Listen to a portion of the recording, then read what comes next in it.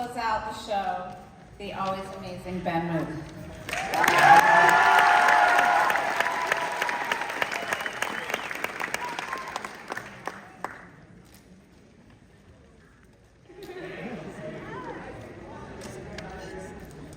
Always. All right. All right. All right.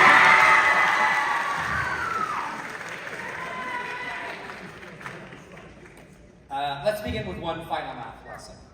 Real life use for geometry. No, it's a story. Let me do this. When I was in 6th grade, my friend's grandmother sat me and him down at her kitchen table. She had a map of DC and Virginia and wanted to show us that we were going to be safe. I started middle school during the end of the Cold War. And on the playground, kids have been talking about what would happen if the Soviets dropped a nuclear bomb on the Capitol. So my friend's grandmother took out a compass, traced a circle around DC, and showed us that our small town in the suburbs would be outside the blast radius. But the thing is, even little 6th grade Ben knew that the real worry was the fallout. And depending on the winds, either Western Virginia would be there, or it wouldn't an hour after the bomb dropped. That fear, that wake up in the middle of the night fear of war, haunted my middle school years.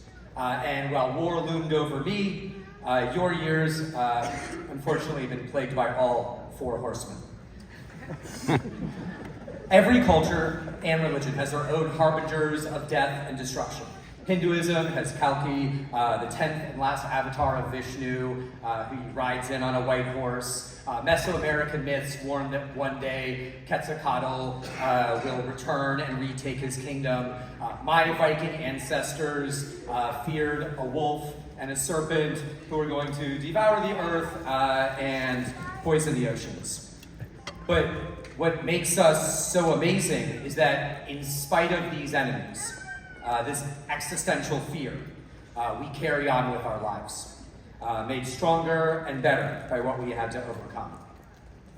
And since I haven't graduated middle school in 20 years, I imagine these existential threats as comic book horsemen of the apocalypse.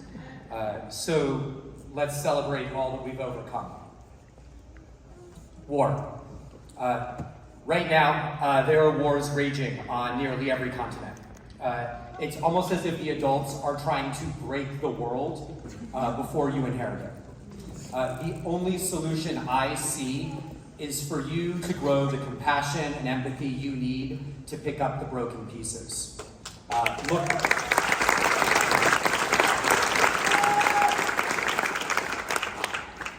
Look to the kindness that we showed the displaced, the refugees, and let that kindness define the new world you can build. Death and famine, or as you knew them, COVID and lockdown. Over 80,000 New Yorkers died of COVID. Compared to other American cities, we were hit first, and we were hit hardest. There are those in this audience that lost family members. We lost a teacher on the 8th grade team. But New York used famine to battle death. Lockdown cut COVID infection rates in half. To save the lives of others, we closed schools and shut businesses. But as a result, we suffered nutritional famine, social famine, educational famine. We suffered, but we survived. We carry scars, and from that struggle, we are made stronger. Now, the real threat is conquest. Some people call you ChatGPT. But no, AI has been threatening us long before that. Instagram, Snapchat, TikTok, they've been using it for years. They run your messages through AI, picking out keywords, and then they use those keywords to feed you more content. Their goal is to make you the perfect consumer. You think you found a video on TikTok? No. That video found you.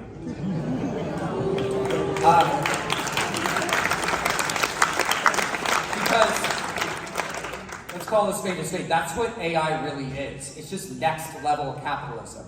It's turning everyone and everything into a product that can be bought, sold, repackaged, and sold again. Anything so they can keep you swiping, tapping, and not living. So,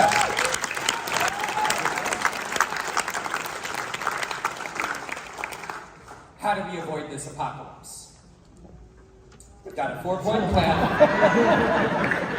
from an old man who happens to be wearing a tuxedo. Advice number 1, accept your human imperfections. My nose is so broken, I can barely breathe out of it.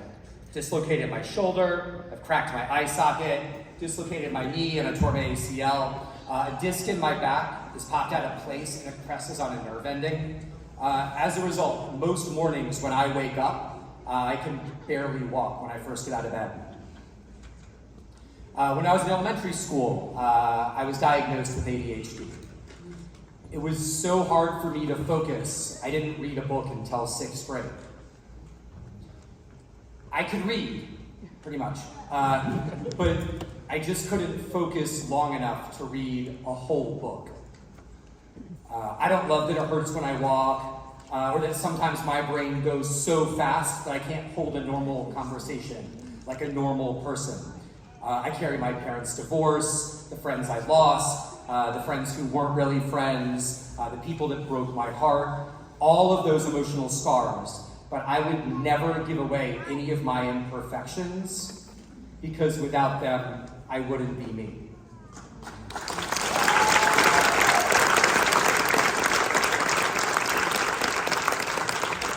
Accept your imperfections like badges of honor.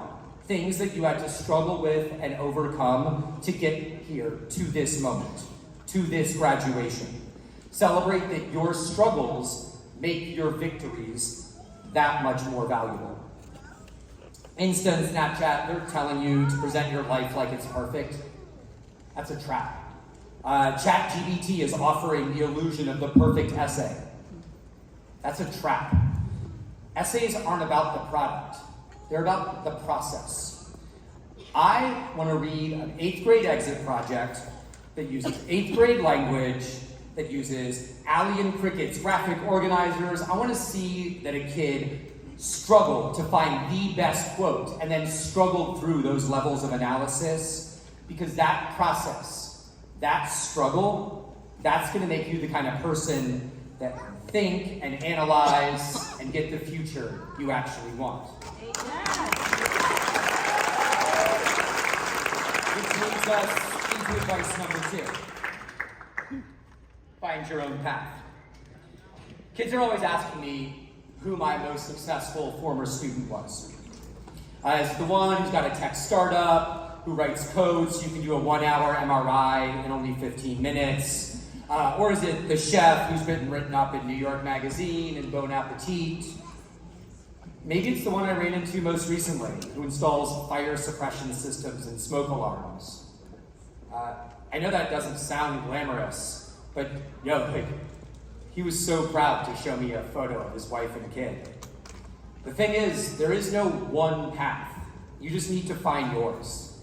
The reason why I am so much happier than most people is that I found my path. I am supposed to be a math teacher at School of the Future, making kids teach at the board, having them to do homework, and then occasionally I wear a Pikachu onesie. That last thing I don't know how to explain. Just find your path, make it a positive one, and you will be happy. Advice number 3, travel. And for this one, I defer to an even old man. Mark Twain said, travel is fatal to prejudice, bigotry, and narrow-mindedness. And many of our people need it sorely on those accounts. The adults, to reiterate, they're breaking your world with war and bigotry. Through travel, you learn that there is no other. There is no them. There's only us. and we have a lot to share with each other. I remember that first time seeing Picasso's Guernica in Madrid,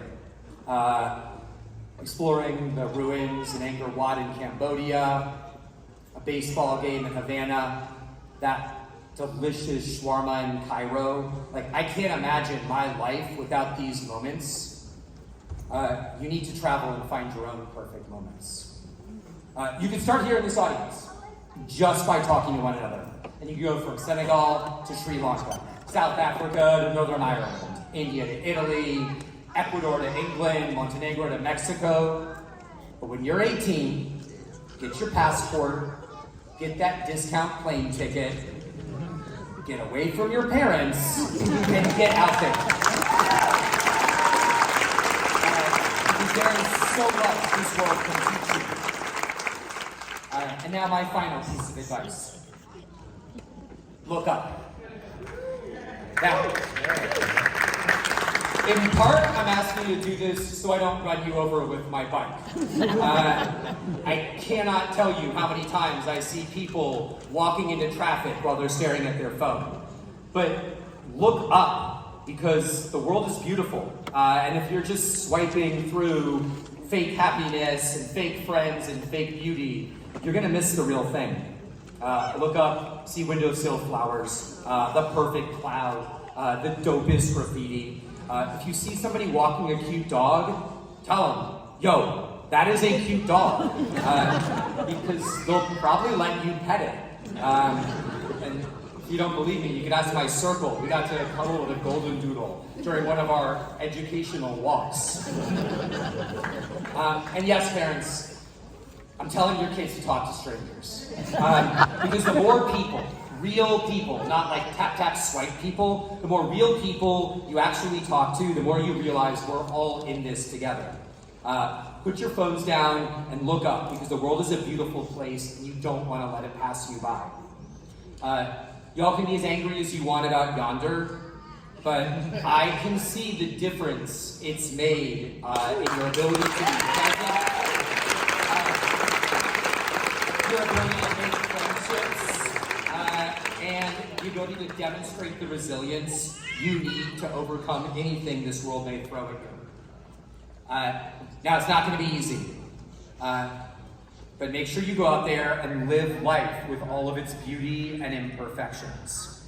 Meet new people, eat amazing food you've never even heard of before, get your heart broken, break someone else's heart, and then do better next time.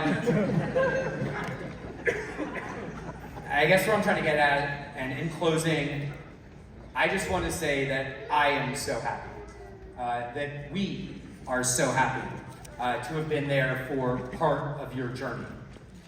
And when you think back on your time with us, we hope that it gives you strength.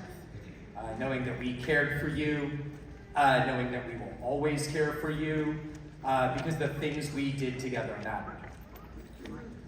Congratulations to School of the Future, class of 2024.